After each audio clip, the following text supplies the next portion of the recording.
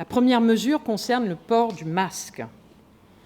À partir du 8 février prochain, soit lundi prochain, le port d'un masque sera obligatoire pour tous les élèves des écoles élémentaires de l'académie, c'est-à-dire du CP au CM2, c'est-à-dire à partir de 6 ans, dans les espaces clos, ainsi que dans les espaces extérieurs et aux abords des établissements scolaires, comme c'est déjà le cas pour les collégiens, les lycéens et tous les personnels.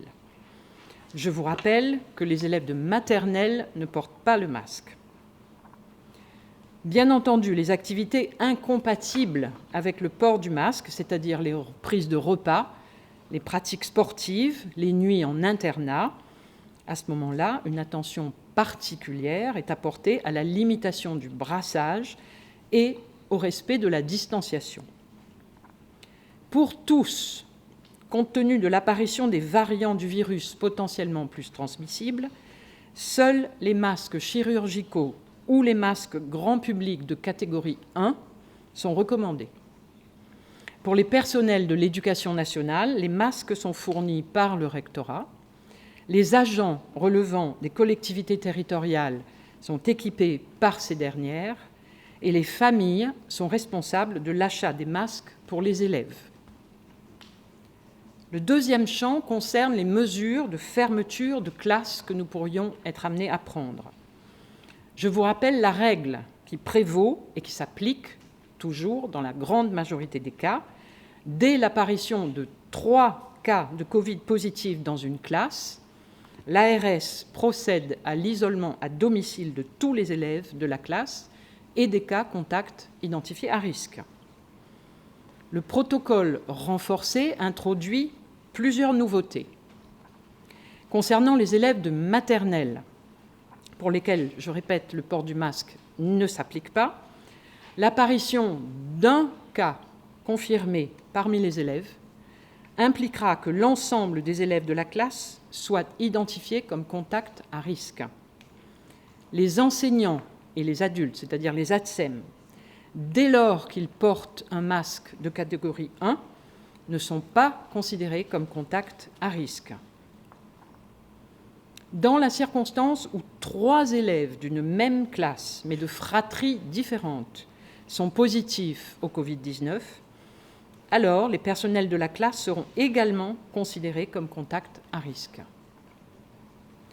Sur signalement de l'ARS, si un cas d'un des variants du coronavirus est identifié, de façon certaine, donc avéré, chez un personnel ou un élève, la classe concernée sera isolée.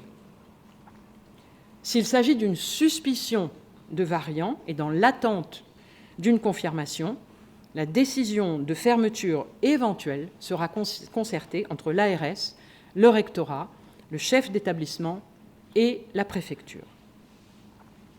Le troisième domaine concerne les règles de distanciation physique à appliquer. Le renforcement des règles concerne en premier lieu, en priorité, essentiellement, la restauration scolaire. Désormais, la distanciation de 2 mètres entre groupes à la cantine est requise et l'aération des locaux est renforcée. Le principe est de limiter le plus possible le brassage entre groupes d'élèves. Dans le premier degré, le non-brassage entre élèves de classes différentes doit impérativement être respecté. Les élèves d'une même classe déjeunent ensemble et maintenant une distanciation d'au moins 2 mètres est demandée avec les autres classes. S'agissant des collégiens et des lycéens, cette même règle s'applique. Les élèves d'une même classe ou d'un même groupe, puisqu'en collège et en lycée, on a des groupes et pas uniquement des classes, doivent déjeuner ensemble. Et dans la mesure du possible, toujours à la même table. Une distance d'au moins 2 mètres doit être respectée entre les tables. Des adaptations locales pourront être trouvées en fonction de la capacité d'accueil et de l'agencement des salles de restauration. D'autres espaces que les locaux traditionnellement dédiés à la restauration pourront être exploités. y compris les cours de récréation, les préaux par exemple. Des repas froids pourront être proposés pour certains jours. C'est déjà le cas dans de nombreux établissements de l'académie. Une solution peut être aussi d'installer une séparation matérialisée entre les tables, comme des séparations en plexiglas qui peuvent être observées dans d'autres enceintes que les enceintes scolaires. Notre objectif premier, là encore, est de permettre à nos élèves de continuer à avoir accès à une restauration de qualité, particulièrement les enfants des familles les plus fragiles. Là encore, ce travail sera mené, comme nous le faisons, en étroite concertation avec les collectivités concernées, afin de trouver des solutions qui permettent de préserver les capacités d'accueil des élèves dans les cantines. Je profite d'ailleurs de cette occasion qui m'est donnée pour remercier les maires, les présidents du département et de la région qui nous accompagnent, ainsi que tout leur personnel qui travaille dans les écoles, les collèges et les lycées, dont la mobilisation est également sans faille. Ces règles de distanciation nous amènent également, pour limiter les brassages, à adapter de nombreuses activités dans les établissements. Les journées portes ouvertes et les forums de lycéens se dérouleront sous forme de visites virtuelles et de visioconférences. Les réunions parents-professeurs sont maintenues sous forme de rendez-vous individuels. Le lien avec les parents est également une priorité qui doit être préservée pour la santé de nos élèves et leur bien-être, ainsi que celle de leurs parents. Les sorties scolaires sans nuitée sont autorisées dans le strict respect des règles sanitaires.